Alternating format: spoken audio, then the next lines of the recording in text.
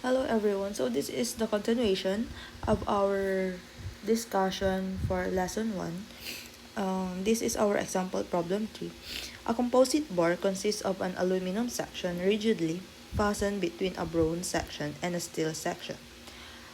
As shown in the figure, axial loads are applied at the positions indicated.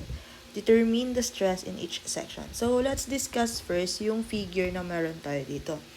So sabi niya, meron daw tayong aluminum section, bronze section, and steel section. So, let's just say na ito yung ating aluminum,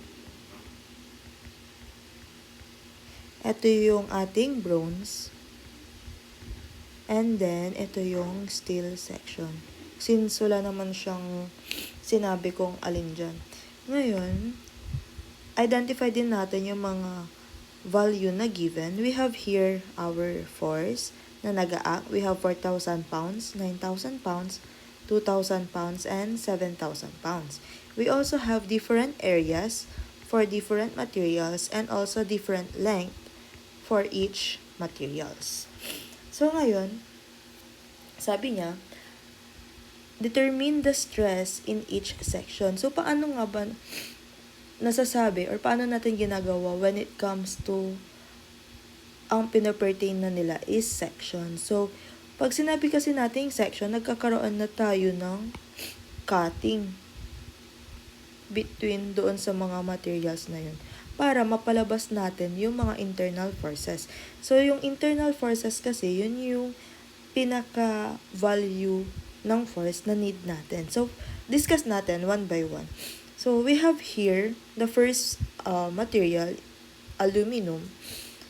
Ikakat muna natin yan para ma-identify natin yung ating first section. So, for example, ikakat natin yan. So, pwede nyo rin siyang i-consider pala si left cross-section or si right cross-section.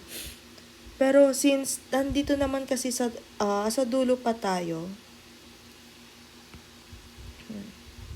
nasa dulo pa yung cut natin, pwede na muna nating identify or gamitin yung left cross-section para hindi tayo or hindi muna madami yung mga values na hinahanap natin or gagamitin natin.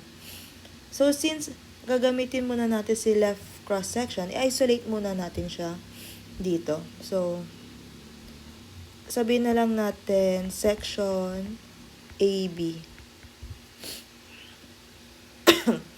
So, drawing natin dito. So, ito yung cut na portion. And then, ito yung 4,000 pounds natin. And then, meron tayong force na or internal force na nag-opposite doon sa given force natin. So, sabihin na lang natin na meron tayo ditong force AB, which is unknown. Okay. So, given summation forces horizontal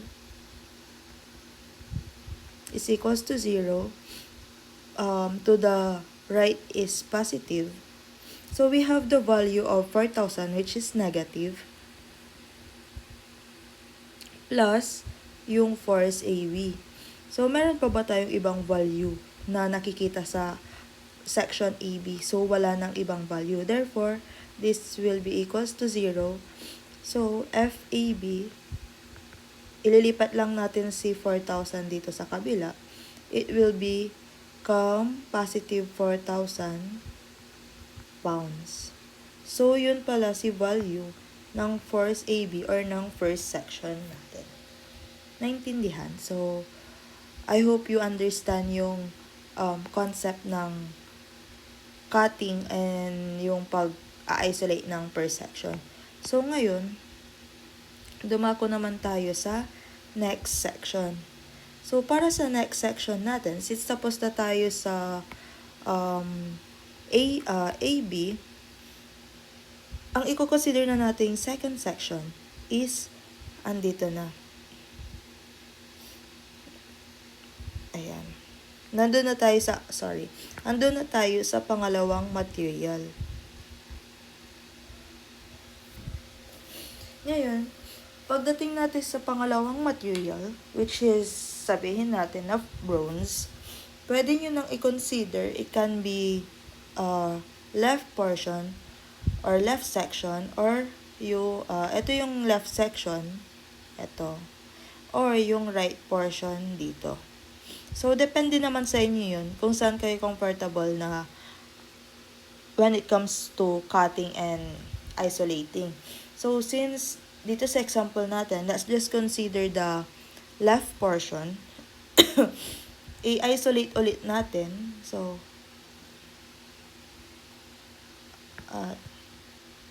section BC. So, section BC na yung kino-consider kasi natin. But then, since even na BC lang yung kino-consider natin, yung buong material na nasa left section pa din, nung material na kino-compute natin, yun pa din yung kasama natin na isosolve. So, we have here the material aluminum na may 4,000. So, ipakita lang natin muna one by one. And then, yung next material and then yung nakat. So, consider na natin yan yung nakat. And then, may nag-a-act na 9,000 pounds dito. So, what do you think yung magiging internal force natin? To the left ba siya or to the right? So, to the left ba siya? Or, to the right or to the left? So, based sa nakikita natin, equilibrium analysis, ang magiging internal force ng section BC o ni FBC will become to the left. Bakit? Let's solve para ma-prove natin. So, by using, again, summation forces horizontal is equals to 0. To the right is positive. Okay, so, ano nga ba yung mga forces na nakikita natin sa ating figure? Let's focus lang dito. Ayan. So, ngayon, meron tayong negative 4,000 pounds. Ito. Bakit negative? Kasi to the left yung direction ng force or yung magnitude or yung loads. So, we have negative 4,000. Next, ano itong 9,000 pounds? Positive or negative? So, si 9,000 pounds will be positive. Bakit? Kasi to the right yung direction ng loads. And then, lastly, we have the negative force BC dahil to the left siya. So, negative equals to 0. Ngayon, si FBC, ilipat lang natin siya dito sa right portion para maging positive. So, may iwan si negative 4,000 plus 9,000 is equals to FBC. And then, anong kakalabasan ng negative 4,000 plus 9,000? It will become 5,000. Therefore, si FBC pala is equals to 5,000 pounds. So, since positive, yung kinalabasan ng equation natin, ibig sabihin, tama yung inassume natin na direction ni FBC. So, nagigets? Okay, so, I hope nagigets. Ngayon, dumako naman tayo sa section C or yung pangatlong section.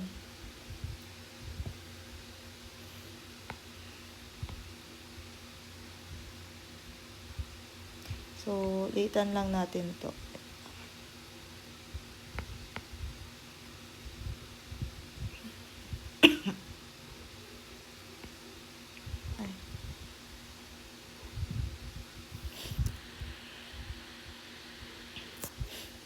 Ito na lang. Copy na lang natin to. Kung paano siya ika-copy sa kabila.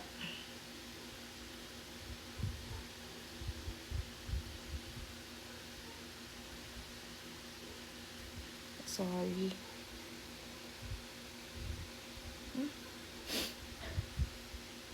Isingit na lang pala natin siya dito. Sorry. So, ngayon, dumako naman tayo sa section C, or yung pangatlong section natin, or yung pangatlong material natin. So, ngayon, since andito na tayo sa ating pangatlong material, pwede natin ulit i-consider si left portion or si right portion. So, it depends kung saan mas mapapadali yung pagpapalabas natin sa internal forces. So, ngayon, since nasa dulo naman na tayo, or right and material natin, we can consider na yung right section ng material. So, bakit? Kasi, pag kinonsider natin yung right side ng material or yung right section, iisa lang yung forces na yung kumbaga yung may isasama. So, mas konti yung equation na magagawa ninyo. Not unlike kapag si left section pa ang ginamit ninyo, tatlong forces pa yung mapapasama, and mas mahaba kasi yung equation na a-apply ninyo. So, let's consider, so pakita ko lang,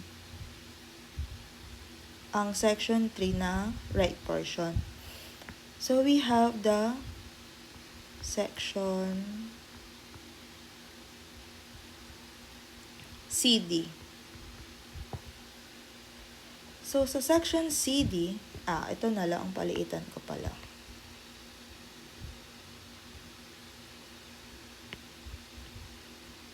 Ayan.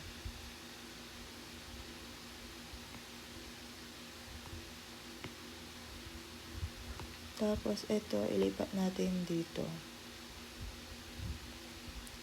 So, si section CD, i-isolate natin ulit yung drawing natin.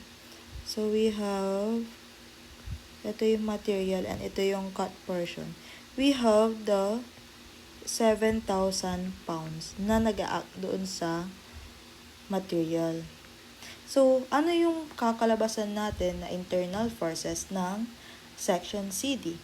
So, assuming na ang forces na nag-act sa section CD is to the right, since opposing direction lang naman ni 7,000 pounds. Consider natin na FCD. Ngayon, ano ang gagawin natin? Summation forces, horizontal lang tayo ulit, since lahat ng forces nag-act dito is horizontal, to the right is positive. We have force CD na positive kasi to the right yung direction. And we also have the load na negative 7,000 pounds is equals to 0. Therefore, si FCD or yung assumed direction natin sa FCD is tama. Since 7,000, ililipat mo lang siya, magiging 7,000 pounds lang din pala si FCD. So, tapos na ba tayo nag-solve? Hindi pa po. Kasi ang hinahanap po natin sa ating question is determine the stress. Ano ba yung hinanap natin or napalabas natin? Load pa lang po or internal load ng bawat material yung napalabas natin. So, hindi pa po yun yung stress. Kung aalalahanin po natin, ang stress or formula ni stress is equals to force over the area. Okay. Ang napalabas pa lang kasi natin is si force. Wala pa tayo no mismong stress. Okay? Ngayon, meron na ba tayong area na given? Yes, meron po tayong area na given. Meron tayong area ni aluminum, meron tayong area ni bronze, and meron tayong area ni steel. I-apply lang po natin yung formula mismo.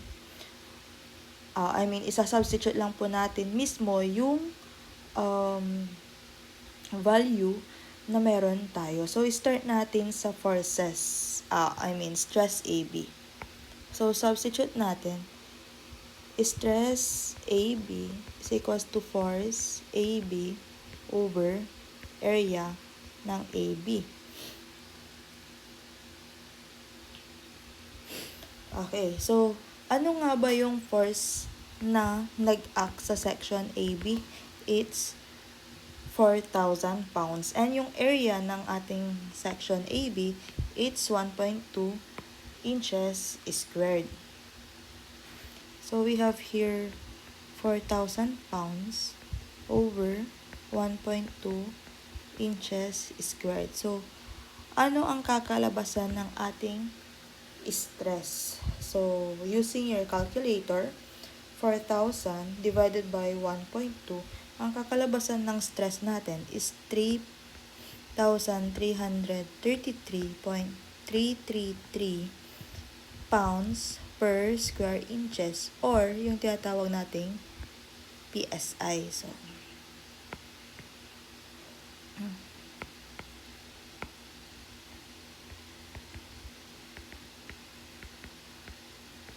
i-rewrite lang natin na yung pounds per square inch is same lang sa PSI. Ayan. So, meron na tayong sagot sa force AB. Next, punta naman tayo sa next section, which is the section BC. Ganun lang ulit, palitan lang natin yung working formula natin ng representation kung ano yung sinasolve natin. So, ano ang force and area ni BC? So, sa force ni BC, meron tayong 5,000 pounds, which is ito yon. And we also have the area na 1.8 inches squared. So, isubstitute lang natin lahat ng given value.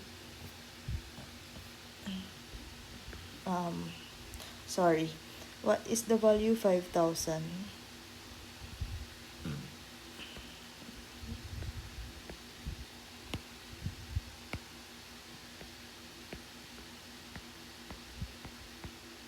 Over 1.8 inches squared. So, direct computation ulit sa ating calculator.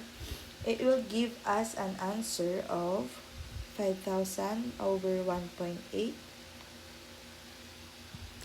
It's 2,777.778 pounds per square inches, or again, stress BC natin is also equals to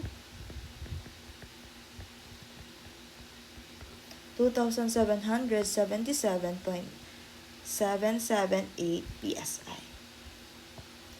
Ayan. So, last section, or sa ating last material,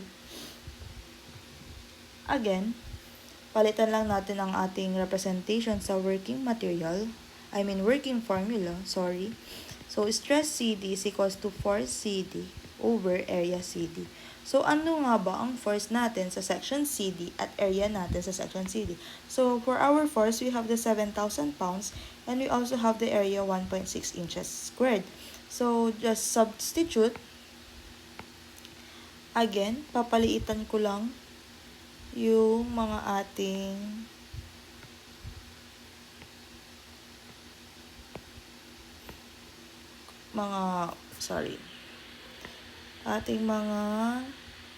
kinompute. Okay. So, ituloy natin si stress CD. Ang given natin na force, or na-compute nating force, is 7,000 pounds. And ang ating area is 1.6 inches squared. Direct computation sa ating calculator ulit. Ang magiging answer natin dyan is 7,000 over 1.6.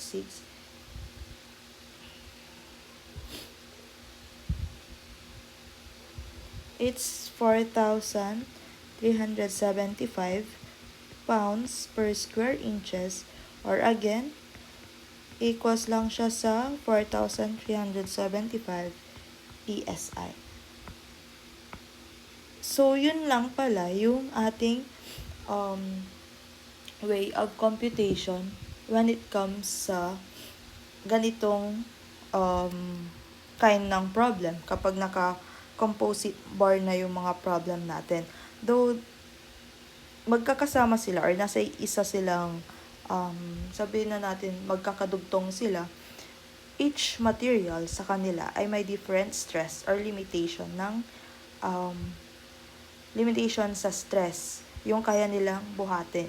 So, since nakikita nyo nga three different materials sila, ibig sabihin, they have also three different stress or limitations since makikita nyo nga na meron tayong iba't ibang value dito. And ano ang pinaka weakest material sa kanila? Si section BC or si bronze. So, despite of mas malaki siyang tignan sa kanilang tatlo, siya yung pinakamay weakest na kayang buhatin. Kumbaga, siya yung unang mag-fail once na na-reach niya na yung kanyang stress. So, I hope you understand how we solve this kind of problem. And if you have questions, if meron kayong mga questions, just drop your message sa ating GC or sa aking private message or sa ating Google Classroom para mas ma-explain ko ng maayos kung ano yung mga things na hindi nyo pa naintindihan. So, I hope you understand and thank you and have a good day.